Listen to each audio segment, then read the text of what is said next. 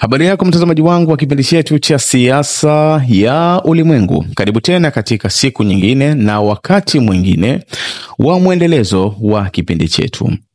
Bila shaka alfajiri ya siku ya leo, nchi ya Iran, nchi ya Israel ilifanyikiwa kufanya mashambulizi makubwa ndani ya nchi ya Iran. Kabla tujaelekea katika uchambuzi huu, ni kukumbushe tu mdhamini wa kipindi chetu ni Mnuko wa Global Visa Consultant, ambao sio tu mshauri wako bali vile vile ni msaidizi wako ikiwa katika siku za usoni unakusudia kuelekea katika nchi za ughaibuni, nchi kama za Canada, Marekani, Uingereza, nchi za Umoja wa Ulaya pamoja na nchi ya Australia. Katika kufanikisha mpango wako wa maombi kuelekea katika balozi za nchi husika, unaweza kuwasiliana na Mnuko wa Global Visa Consultant katika namba zilizoko chini ya tangazo ili kuweza kupata msaada wa hilo. Tukielekea katika uchambuzi, mashambulizi yaliyofanyika siku ya leo ya nchi ya Israel ndani ya nchi ya Iran ni mashambulizi ambayo yamebeba taswira kuu mbili. Taswira ya kwanza ni taswira ambayo imebeba tunasema ni strategic framework, na taswira ya pili ni ile ambayo imebeba tunasema tactic framework. Maana yake tukisema tactic framework ni yamebeba taswira ya kimbinu, lakini tukisema strategic framework yamebeba taswira ya kimkakati, ambao kiuhalisia kabla kuelekea katika kuchambua namna gani yamebeba taswira ya kimbinu na namna gani yamebeba taswira ya kimkakati, tunasema aina ya mashambulizi ni preemptive strike.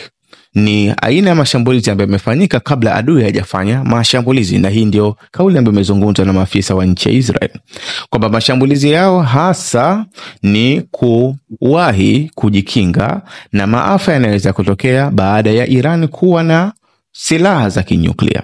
Kwa hivyo, na ndio maana sehemu ya mashambulizi mengi yameelekezwa katika mikoa tofauti tofauti ndani ya nchi ya Iran, lakini mikoa yote ambayo ina baadhi ya program au inatengeneza muundo wa program ya urutubishaji wa uranium unaofanyika ndani ya nchi ya ndani ya nchi ya Iran.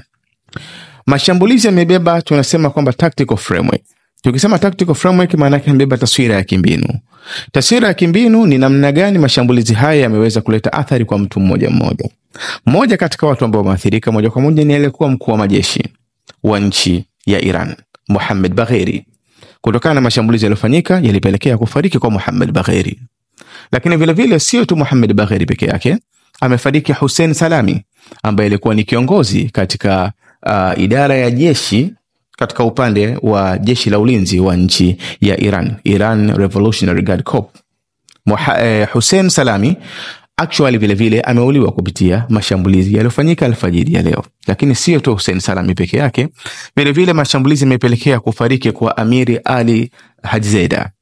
Amiri Ali Hajizada alikuwa ni kiongozi katika idara ya anga ya jeshi la nchi ya Iran, ambaye actually taarifa za kufariki kwa Amiri Ali Hajizada kwa mara ya kwanza zilitoka mwaka jana. Katika siku aliyouliwa alikuwa kiongozi wa kundi la Hamas Ismail Hania. Taarifa pia zilionyesha Amiri Ali Hajizada naye aliuliwa katika nchi ya Syria, lakini taarifa ambazo kwa hakika zilikuwa hazijathibitika. Ila taarifa za leo zinaonyesha wazi kwamba Amiri Ali Hajizada amefariki.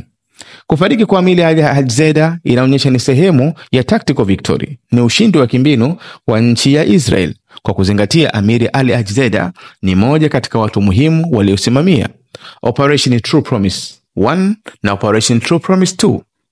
Operation za kijeshi ambazo zilifanywa na nchi ya Iran kwenye kuishambulia nchi ya Israel takriban mwaka jana. Kwa hivyo katika upande wa jeshi limeweza kuathirika kwa upande mmoja au mwingine kutokana na mbinu za nchi ya Israel katika upande wa mashambulizi yake ndani ya nchi ya Iran. Lakini ukiachilia mbali hapo, vile vile idara ya maafisa wa serikali ya Iran ambao ni wabobezi katika elimu za atomic, ambao ndio zinahusika zaidi katika upande wa urutubishaji wa uranium, nao vile vile upande huo umeathirika kutokana na kuuliwa kwa Dr. Faridin Abbas ambaye ni moja katika wabobezi katika upande wa elimu za atomic. Lakini vile vile Dr. Muhammad Mehdi Tehranchi vile vile ameuliwa kupitia mashambulizi haya. Vile vile ameuliwa Dr. Abdul Hamid Minucha, vile vile ameuliwa kupitia mashambulizi haya. Kwa hiyo tunaanza kuona kwamba ni mashambulizi katika framework ya kimbinu ni mashambulizi ambayo yameweza kupata mafanikio kwa upande mmoja au mwingine kulingana na dhamira ambayo ilikuwa imewekwa na nchi ya Israel, ukiachilia mbali athari ambayo imeweza kujitokeza ya kushambuliwa katika baadhi ya maeneo ambayo actually ni maeneo ya makazi ya watu. Lakini vile vile katika upande wa strategic framework, katika upande wa kimkakati, mashambulizi yameweza kufanyika katika centers nyingi ambazo zinahusika kwa upande mmoja au mwingine katika program ya urutubishaji wa uranium ndani ya nchi ya Iran. Maana yake kituo pekee ambacho kinaonekana kwamba hakikuwa kimeguswa moja kwa moja ni kituo cha Fordo, ambapo maana yake ni kituo kinachofuatia baada ya kituo cha Natanz. Lakini kituo cha Natanz kimeshambuliwa, Fordo haikushambuliwa, na vituo vingine ndani ya maana yake mashambulizi kwanza yamefanyika katika miji mingi, kuanzia katika miji kama ya Qum, mji kama wa Teherani wenyewe, ni miji mingi imefanyika mashambulizi. Lakini mashambulizi yanaonekana hasa yaliegemezewa zaidi katika miji inayopatikana katika upande wa kaskazini magharibi mwa nchi ya Iran. Mashambulizi yamefocus zaidi katika upande wa kaskazini magharibi mwa nchi ya Iran kwa kuzingatia sababu nyingi. Kwanza, kinachoonekana ni kwamba Israel kabla ya kufikia katika hatua ya kufanya mashambulizi moja kwa moja, walifanya juhudi kubwa kwenye kushambulia upande wa security system ya nchi ya Iran, katika upande wa mifumo ya kiusalama ya kianga ya nchi ya Iran, mifumo ambayo kwa upande mmoja au mwingine inaweza ikapambana na ndege ambazo zinaweza kufanya mashambulizi ndani ya Iran au drones ambazo zinaweza kufanya mashambulizi ndani ya Iran. Kwa hiyo kinachoonekana ni kwamba mashambulizi ya kwanza yalifanyika zaidi katika upande wa miji ya kaskazini magharibi ili kuharibu mfumo wa anti-air system tunasema, au anti-missile system, mifumo ile ya kuweza kupambana na makombora ambayo inawezekana yakatumwa au yakaruhusiwa kuingia ndani ya nchi ya Iran. Na hili linaweza likathibitika kutokana na tukio ambalo limetokea hata mchana wa leo katika mji wa Tabriz, ambayo inaonekana pia kuna mashambulizi yamefanyika katika sehemu za uzalishaji, bila shaka na uzalishaji wa mafuta katika mji wa Tabriz ndani ya mchana wa leo, na hapa kuwa na kizuizi cha namna yote. Kwa hiyo kinachoonekana hesabu iliyokuwa imepigwa na nchi ya Israel with the coordination, kwa kushirikiana na nchi ya Marekani actually, ni kwanza kuharibu mifumo ya kujilinda ya nchi ya Iran, ambao hatuna hakika imeathirika kwa kiwango gani, lakini kinachoonekana mpaka sasa hivi imeathirika kwa upande mmoja au mwingine. Baada ya kuathiri katika sehemu ya mifumo ya kujilinda ya kianga ndani ya nchi ya Iran, ndiyo baada ya hapo mashambulizi mengine yakaelekezwa katika miji kama hiyo, katika center kama hizo za Natanz, na kuweza kuleta madhara kwa upande mmoja au mwingine. Mashambulizi yaliyofanyika, tulikuwa tunataraji kwamba kama tulivyozungumza katika kipindi chetu kilichopita, Marekani imeamua kutumia nguvu kuilazimisha Iran iingie katika makubaliano ya kusitisha programu yake ya nuclear au ya urutubishaji wa uranium. Na ndio kilichotokea siku ya leo. Meseji nyingi ambazo zinatumwa na Rais Donald Trump katika mitandao ya kijamii zinaonyesha appreciate kilichofanywa na nchi ya Israel, lakini vile vile inaonyesha kuilaumu Iran kwamba nchi ya Marekani iliipa Iran ultimatum ya siku 60 kwamba ihakikishe inaingia katika makubaliano ya kusitisha programu yake. Programu ambayo tumekuwa tukikariri asili yake ni makosa ya Marekani yenyewe mwaka 2018 ilipoamua kujitoa katika Iran Agreement, katika makubaliano baina yake na Iran, ambayo Iran ilifanya makubaliano na nchi takriban 6 kubwa duniani. Maana yake nchi ya Ufaransa, nchi ya Uingereza, nchi ya Ujerumani, nchi ya Urusi, nchi ya Marekani na nchi ya China kuhusiana na programu yake ya nuclear. Lakini baada ya 2018 Marekani iliamua kujitoa katika mpango huo na ikairudishia vikwazo nchi ya Iran, kitu ambacho kilipelekea kwa upande mmoja mwingine Iran na yenyewe ifikirie tofauti. Kwa hivyo mashambulizi yaliyofanywa actually ni mashambulizi ambayo tunasema sio tu yalitarget katika upande huo wa katika zile nuclear site, lakini vile vile yalikwenda kufanya mashambulizi pia katika mifumo ya silaha za masafa marefu, maana zile ballistic missile. Inaonekana pia Israel wali-engineer mfumo huo na wakaweza kufanya mashambulizi pia katika baadhi ya maeneo ambayo yalikuwa yana ballistic missile system. Kingine ambacho tunachokiona ni kwamba aina hii ya mashambulizi hatuna imani moja kwa moja kama yote yaliratibiwa kwa kutokea nje, bali kinachoonekana ni kwamba, na ndio taarifa iliyotolewa na IDF, inaonekana kwamba kuna maafisa wa Israel, makachero wao, walifanikiwa kuingia ndani ya Iran na kuweza kufanya destabilization au kuharibu kiasi fulani cha mifumo, kama kufanya tunasema jamming, kuleta ile kama foleni ya mifumo ya kujihami, zile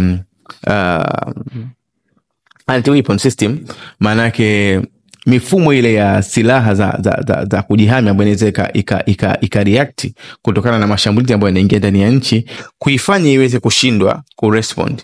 Na ndio maana walifanikiwa kuja kuishambulia moja kwa moja bila mifumo kuweza kureact kwa namna yote. Na hii ndio picha ambayo imezungumza au imetolewa vile vile katika image ambazo imetolewa na IDF, mmoja wapo inaonyesha hiyo. Kwa hivyo IDF pia amezungumza tena, wakasema kwamba ni mambo mawili, kwamba Iran aidha irespondi kutokana na mashambulizi yaliyofanywa na Israel leo hii, lakini Israel inaamini kwamba mfumo wa anga wa Iran sasa hivi uko wazi. Kwa ina maana kama watarespond, wenyewe wanasema kwamba watashambulia sehemu zao za uzalishaji wa mafuta ili waweze kudestabilize uchumi wa nchi ya Iran. Lakini vile vile wasipo respond, maana yake itakuwa ni opportunity ya Iran kuendelea kushambulia katika sehemu za nuclear site ndani ya nchi. Itakuwa ni opportunity pia kwa Israel kuendelea kushambulia katika sehemu ya nuclear site ndani ya nchi ya Iran. Iran actually paka sasa hivi inaonekana labda na option 3. Option ya kwanza ni asirespond, na hii inaweza kushangaza. Moja katika option inawezekana asirespond, bali akafikiria ni namna gani anakwenda kudevelop zaidi na kwenye kuendelea zaidi katika process zake za urutubishaji. Lakini sambamba na hilo, manake inatakiwa kwamba ikiwezekana aweze kubadilisha nuclear doctrine yake, abadilishe sera yake ya nuclear, isiwe tu ya urutubishaji wa nuclear kwa ajili ya matumizi ya kijamii, bali vile vile iwe ni urutubishaji wa nuclear kwa ajili ya kujihami kutokana na hali ya Mashariki ya Kati inayoendelea. Kwa inawezekana hiyo ni option ya kwanza ya kuto kurespond, lakini kisha baada ya hapo ufikirie ni namna gani unaweza ukafanya manuva ya kuweza kuendelea kuboresha mifumo yako ya kinyuklia. Hiyo ni pointi ya kwanza. Lakini pointi ya pili, inawezekana Iran wakakusudia retaliate.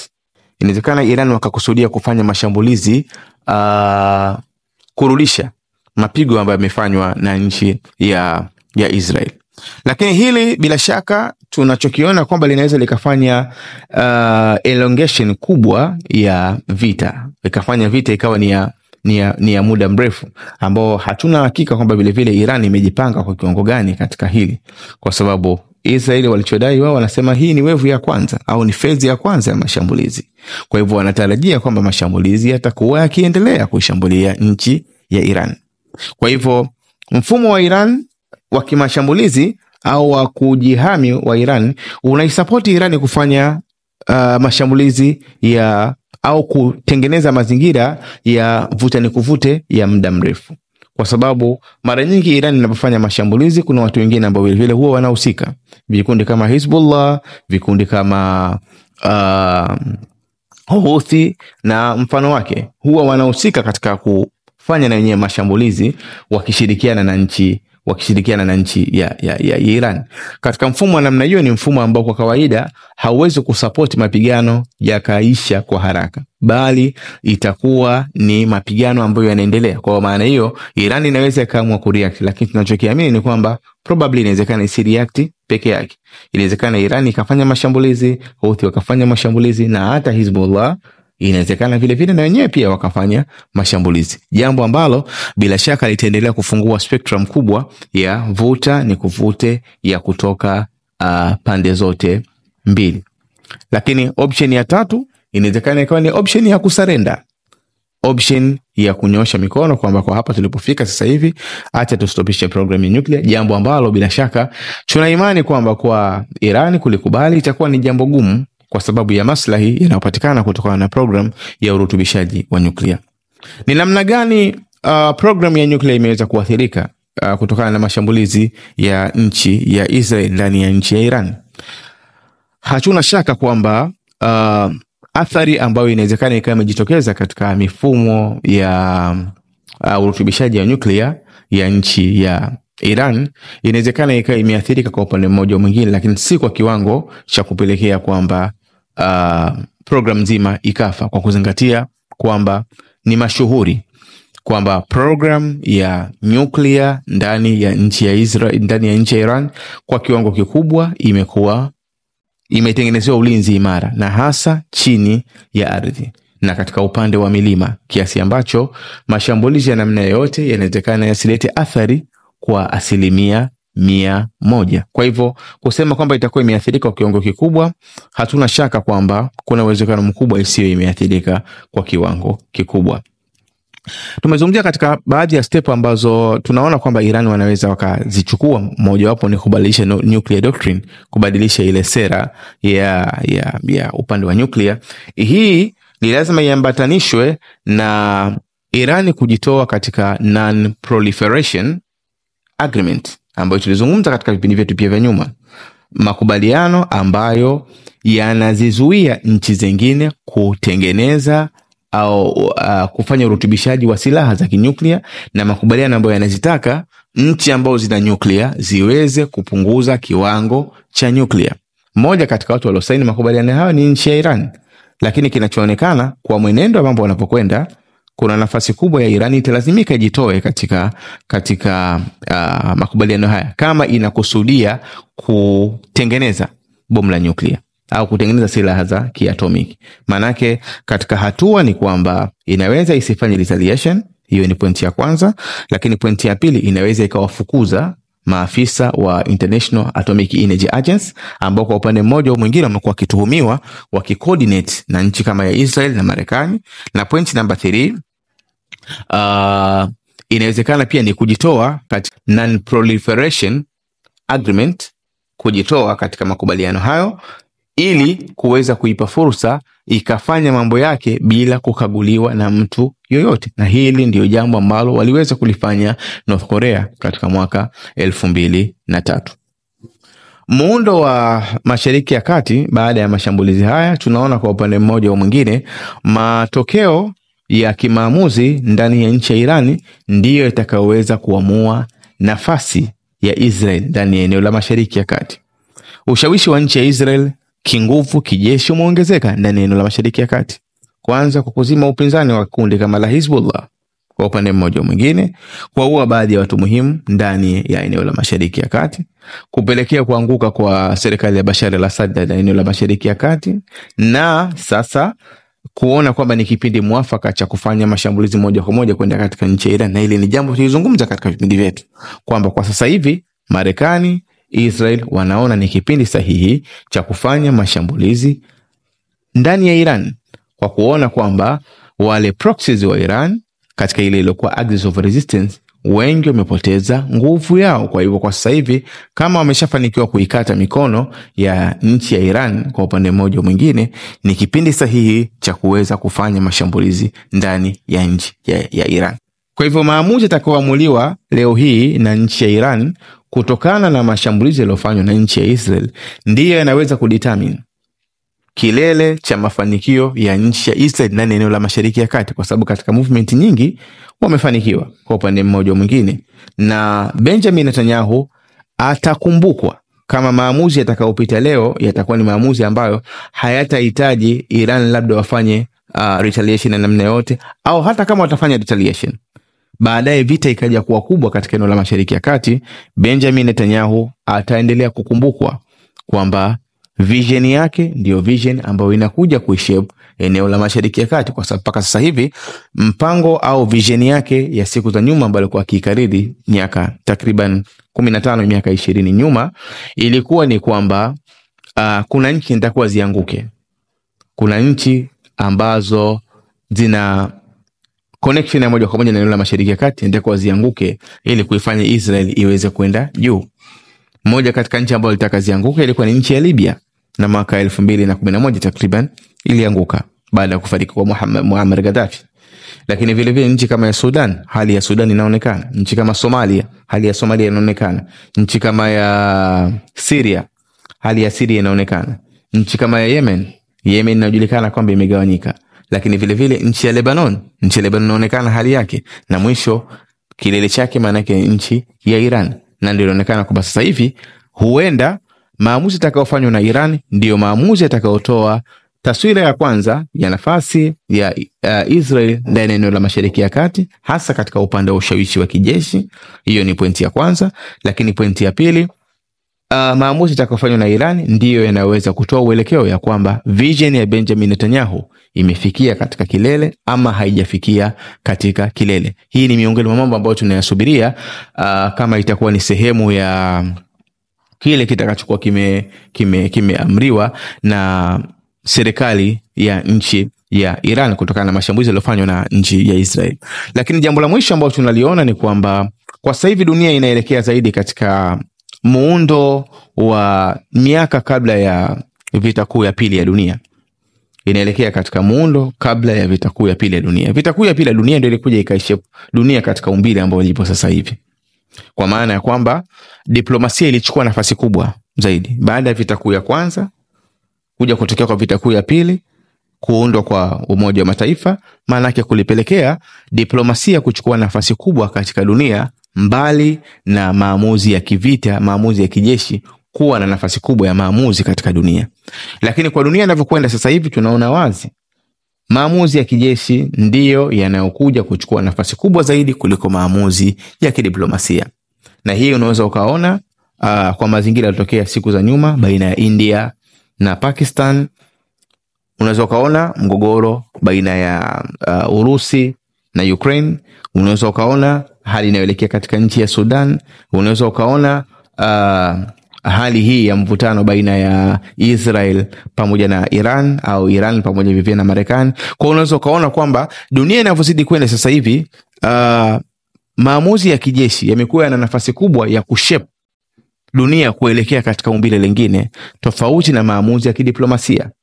Bali maamuzi ya kidiplomasia yamekuwa yanaweza yakachukuliwa tu pale yanapoonekana kwamba yana faida kwa yule mwenye kuitaka diplomasia au yule mwenye nguvu kwenye kutaka kuitumia diplomasia. Lakini sio kwamba diplomasia sasa hivi imekuwa ni sehemu ya kipaumbele cha kufikia watu katika malengo ya kuifanya dunia iwe ni sehemu salama ya kuishi. Bila shaka bado tuna muda wa kuendelea kuangalia hali hii ambayo imejitokeza asubuhi ya leo katika eneo la Mashariki ya Kati, tukitaraji kwamba ndani ya muda mchache ujao huenda tukakuletea taswira iliyokuwa bora zaidi ambayo tumekuletea muda huu. Jina langu naitwa Maulid Ali Mnuku. Ni kuombe tu usisahau kusubscribe, kulike, kushare pamoja na kucomment. Uwe na muda mwema.